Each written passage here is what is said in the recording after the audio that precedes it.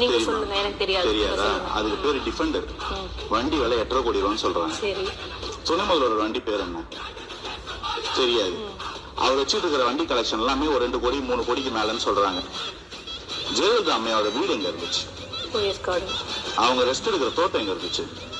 கொடநாடு. எடப்பாடி ஐயாவோட கார் பேர் என்ன தெரியாது. தோராயமா விலை 2 கோடி இருக்குமா? அதே மாதிரி தானே இருக்கும்.